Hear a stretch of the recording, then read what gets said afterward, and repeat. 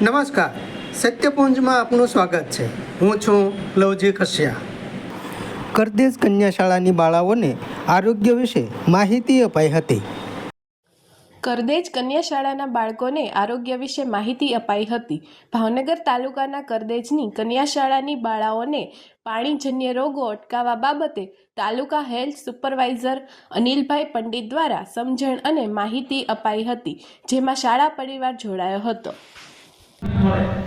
કે ઉકળો ભળ્યો હોય રોગનો છેલ્લે એવું થાય કે હમણાં 2 વર્ષથી તમે કરતા ભાગશાળી છે, તમારો હોજ છે ને એ માછલી ઘર લઈ જાય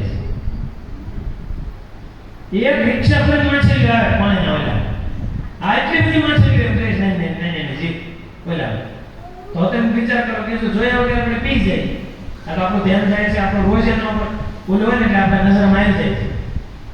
ઘરે આપણે કોઈ જાતની કાળજી લેતા નથી. એમના ટીપનો ભર્યો, ટાંકો ભર્યો, હોદ ભર્યો, 100 મહિને હોદનું બામ દરવાજો આપણે ખોલતા નથી. અંદર આવડા માછલા થઈ ગયો તો આપણે ઘરે જતા નથી.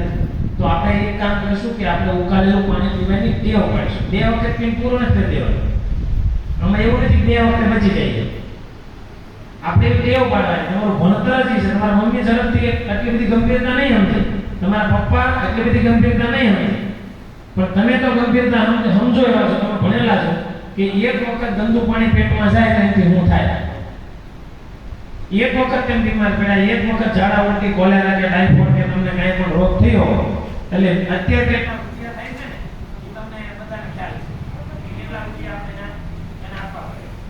તો આપણે કામ કરવાનું છે, 3 વસ્તુના ફોટોગ્રાફ તમારા આવતા દિવસોમાં મને મોકલ્યા કરવાના બધાએ.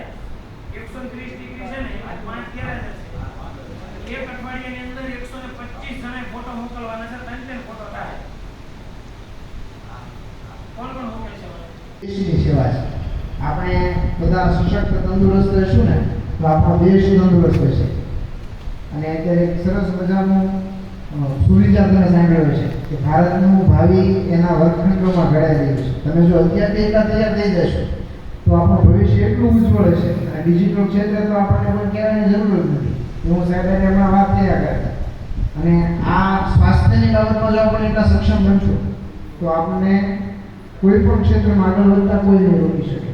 એટલા માટે આ ખૂબ જરૂરી વસ્તુ છે અને આપણે સૌએ કાયમી રોજના જીવનમાં એનો ઉપયોગ કરવાની જરૂર છે. એટલે આજે જે વાત કરી છે એ આપણે કાયમ માટે જીવનમાં ઉતારશું. અને હું સાહેબ પાસેથી આજે આ જાણ્યું છે ને દરેક શાળામાં આનો પ્રચાર પ્રસાર કરીશ અને બધા જ વિદ્યાર્થીઓ આપણા દેશના તમામ વિદ્યાર્થીઓ આનું અનુસરણ કરે અને પાલન કરે એવો પ્રયત્ન કરીશ.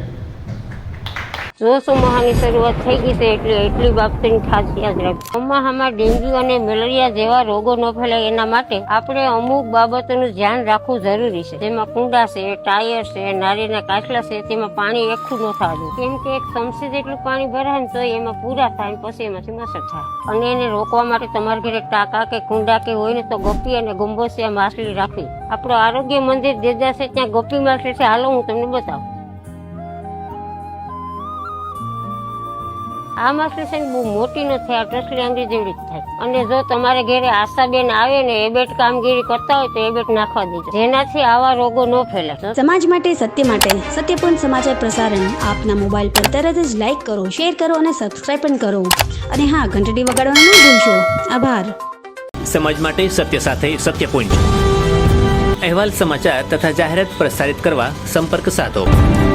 સત્યપુંજ સમાચાર પ્રસારણ, લબ્ધિ કોમ્પ્લેક્સ, તાલુકા પંચાયત સામે, સિહોર.